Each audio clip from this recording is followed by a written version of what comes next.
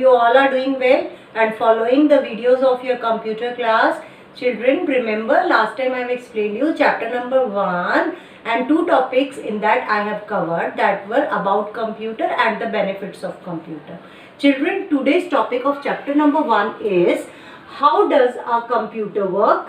What is input, process, output and storage, and I am going to explain you about some input devices. Children, let's go through your chapter for explanation.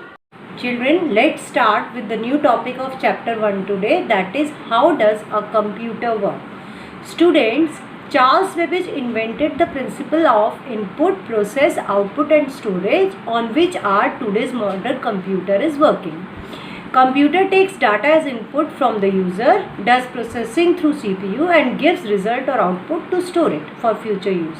This is how you all know our computer or every machine works. I can give you an example, children. From your book you can see 5 plus 3 is written. This is the input and it goes to the CPU for processing, and this is the processing done by CPU, and this is the output 8 you will get, and after that you can store this output. Now children, I will be explaining you what is input, process, output and storage. Children, when we are talking about data, that means we are talking about any kind of instructions that we are entering in the computer to get the result. Process, children, processing is the transformation of data into information. Processing is done by CPU.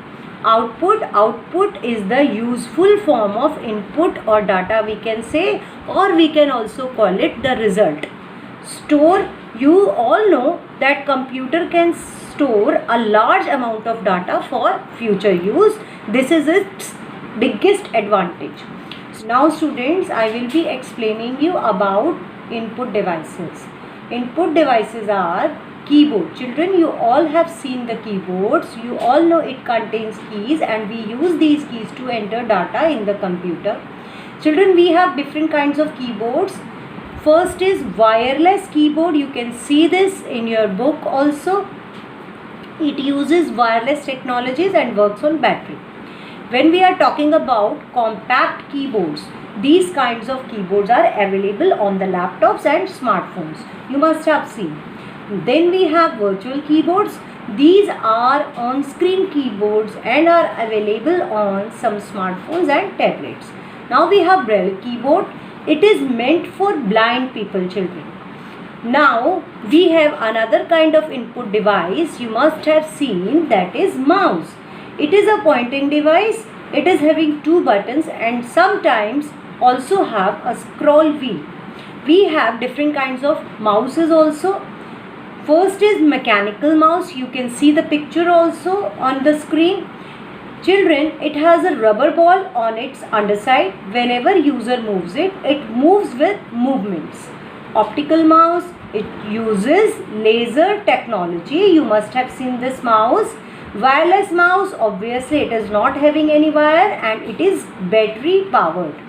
Air mouse, it senses motions and allows to control objects by moving mouse.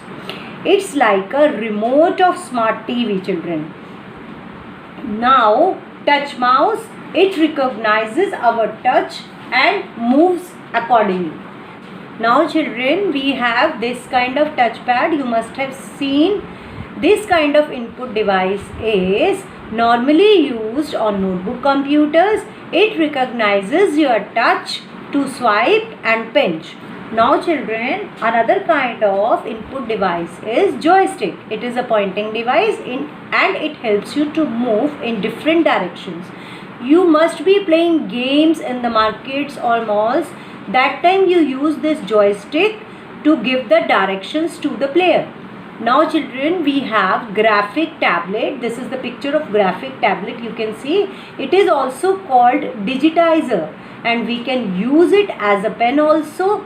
We can also call it drawing tablet, and when we use pen we call it stylus also to write on it. Mainly artists use this device to do drawing. Now we have touch screen.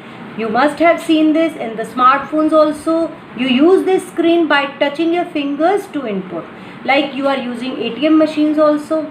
Now children, we have motion input. Children, what is motion input? When we are talking about motion input, these are used by entertainment industries. Users can control on-screen elements using air gestures. In military also we use this device in training or weapon usage, etc. Now children, we have scanner. It is also an input device. It is also used to scan images. We have flatbed and handheld, two kinds of scanners. Flatbed works like a photocopy machine and handheld is used in shopping stores normally. You must have seen it in the malls. They use this kind of handheld scanner. Now we have barcode reader. Children, you must have seen dark thick lines at the back of your textbook or any product when you buy from mall. These thick lines are called barcodes, and barcode reader obviously is used to read these barcodes, which gives information about the price of product. Children, this is barcode reader. Now we will talk about digital camera. You must have seen this. This is the input device which used to capture the images electronically, and its short form is Digicam. Now we have microphone. If you want to send your voice through computer, you use this input device. Another kind of input device is MICR, that is magnetic ink character recognition reader. Children, it helps to read magnetized character of the check. You must have seen these kind of characters on the checks. We use MICR to read this kind of characters. So children, today I have explained you about input devices like keyboard, mouse, touchpad, touch screen, graphic tablet, motion input, scanner, barcode reader, digital camera, microphone, MICR. So these are the input devices that we use to enter data in the computer. In the next video, I will be coming with the explanation of outputs, storage and processing devices. So I hope children, today's topic is clear to you, that how does our computer work, what is input, process, output and storage, and I have explained you about input devices. Children, keep following the videos. Thank you. Have a good day.